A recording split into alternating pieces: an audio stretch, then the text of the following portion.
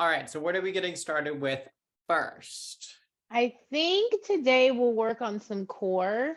I think our core is really, as I'm doing this endurance training for Ironman, I have found that core is like, I already knew core was extremely important in HIIT and weightlifting, but like it is crucial. It is crucial. And core is important for everything, lifting groceries, picking up your kids, all types of things you do every day. So we always want to have a nice stable core. I think also our posture is a huge thing. People lack on that. So we have our shoulders back, our abs are engaged.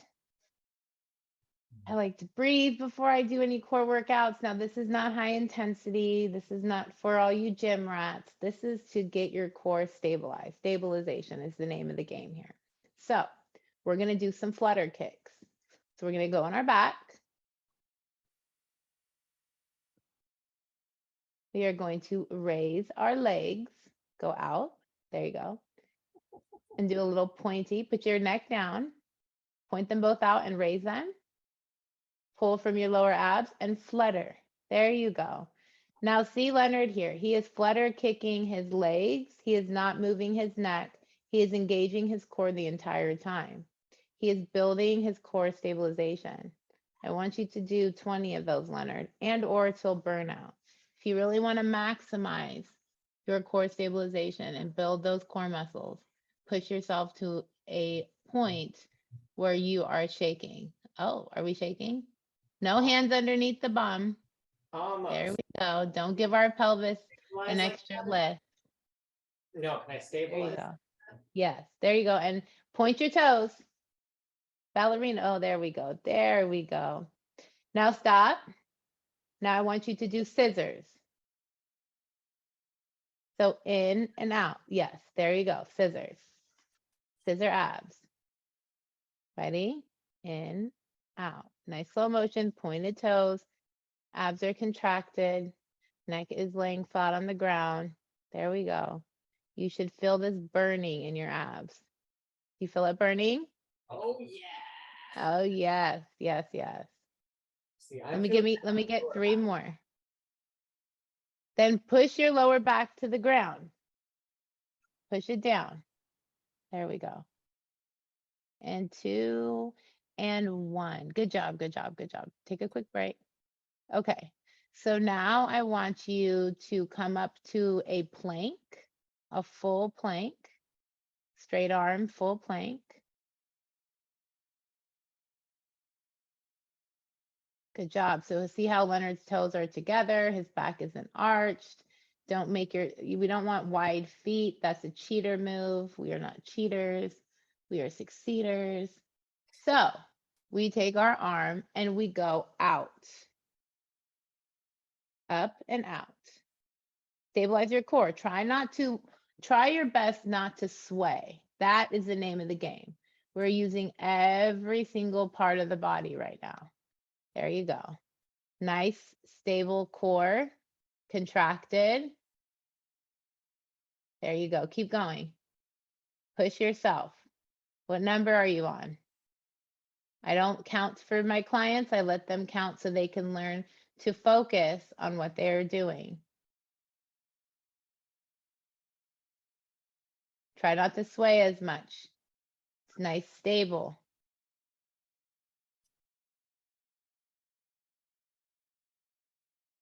Let's do 2 more. Ready? 1, 2.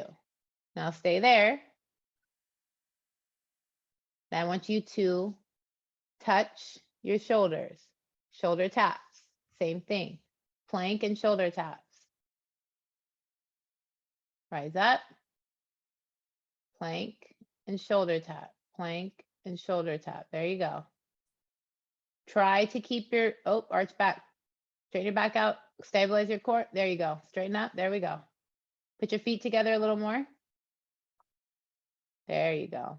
That will intensify the workout. That's why Leonard is not able to keep himself up.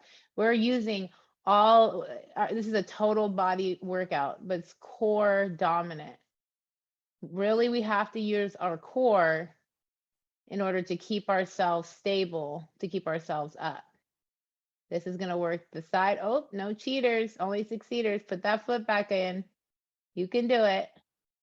It's so much more difficult with your feet together. Yes, because thank you for saying that. I love this because Touching. you are forced to use your core. You Toes are forced to use it. Oh, not touching. There is a gap between there, How but we many- want them very close. How Say it many, one more time. 2, 3 more. how many inches between my big toes? Probably like 2, 3. I mean, a good, Okay. yeah, there we go.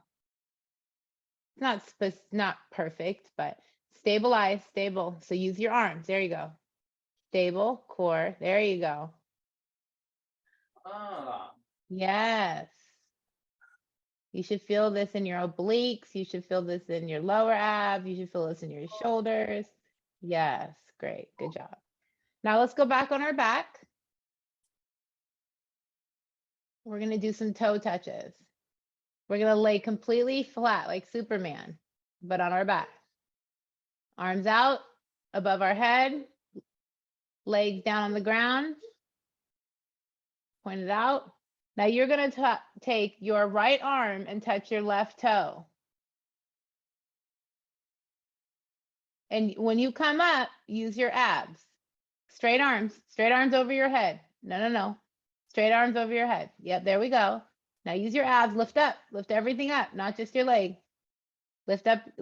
Yes, there we go. Don't strain your neck. We're going to do one side at a time. 1. There you go. Keep going with that leg and arm. There you go. 2. There you go. Yes, there you go. 3, 4. Notice how Leonard is putting his hand behind his head. This is a modification and can be used so your neck isn't strained. After he does this for a while, at least 30 to 60 days, he will be able to lift himself up from his abdominal muscles instead of utilizing his neck. Your tendency is to pull from your neck. That's where people get in trouble. That's where you hurt the next day. That's where you give up.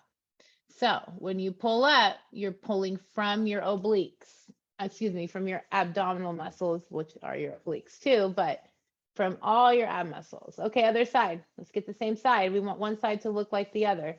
We don't want one beautiful set of abs and the other side looks like flopsy mopsy. There we go. 2, 3. Don't turn your neck. There you go. 4, 5, 6, 7, 8, 9, 10.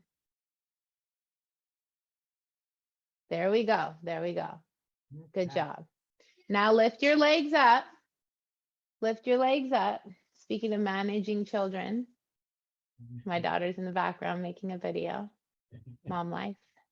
And so lift our legs up. We're going to do some leg raises. There you go. All the way up to the top. There you go. Keep going, keep going. There we go. Now we're going to touch our toes. Straight arms up. Touch. All the way down. And up. No. Keep them up there. Yeah, keep them up there. We're going to leave our legs. There we go. Raise. There we go. 1. There you go. 2. Same. Count out loud. 3, 4, 5, 6, 7, 8, 9, and 10. Beautiful, beautiful, beautiful. Now we're going to do one more.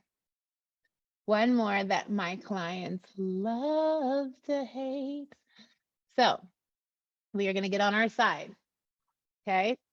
All our weight is on the side of our arm. If I have to demonstrate this one, I will. There we go. Now I want you to lift up. Stack your feet. Yes. Up. Put your arm up. Opposite arm and come all the way underneath. Slowly. Ooh, and up. There we go. Good 10 of those. Stabilizing our core. Leonard has extraordinary flexibility. We have that in common. 3, There we go. There you go. 4. This is a really good, I mean, it's an oblique, abdominal workout, but it is also a great way to build your muscles. If you cannot lift weights yet, if you are new to working out, calisthenics will always be your friend. I believe from my experience, calisthenics has built bodies. I built bodies from calisthenics, not only more efficient, but it gives you a different shape because you're forced to use all your muscles, which is an incredible thing without tearing your muscles by using heavy weights. Because sometimes when we tear down our body with weightlifting for long periods of time, it can co-create a lot of issues for us long term. And I've been a victim of that.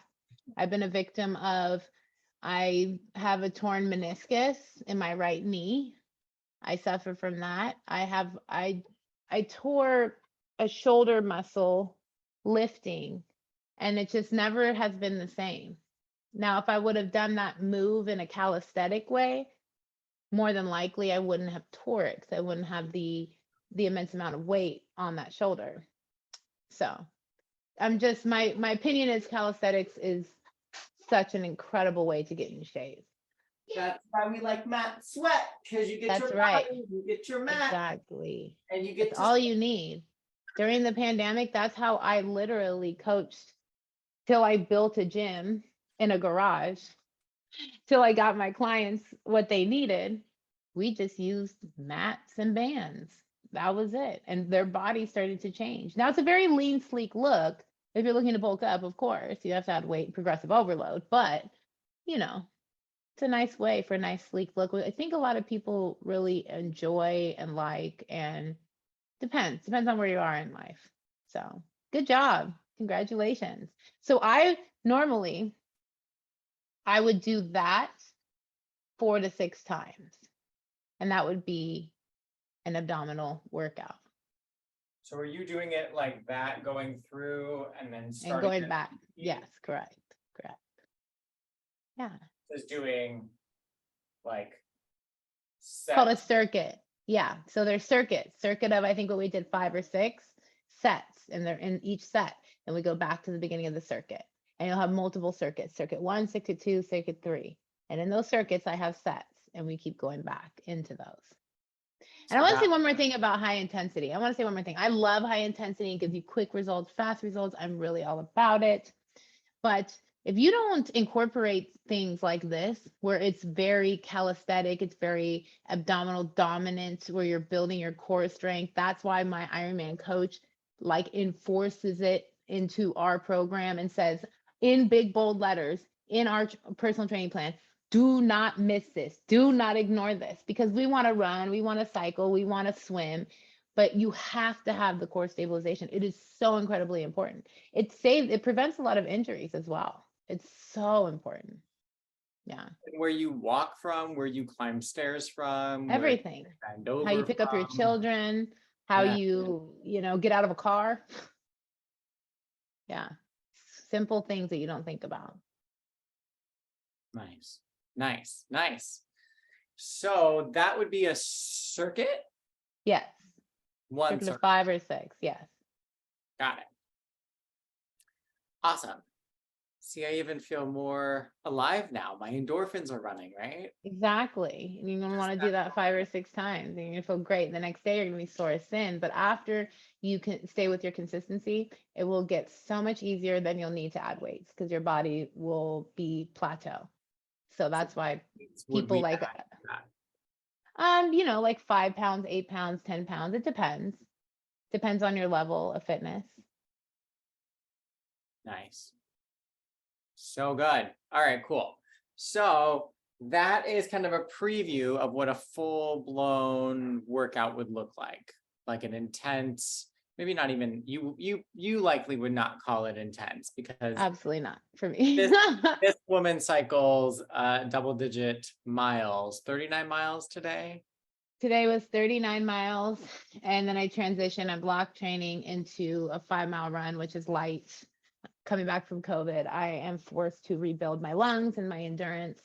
But, you know, it's a slow progression, but it's the same thing. Endurance, hit, all of it's the same. Consistency and building. It's building. Rome wasn't built in a day. You have to build your blocks. You have to take your time. That's the key. Consistency. So I stay consistent even after even after COVID and the flu. I love it.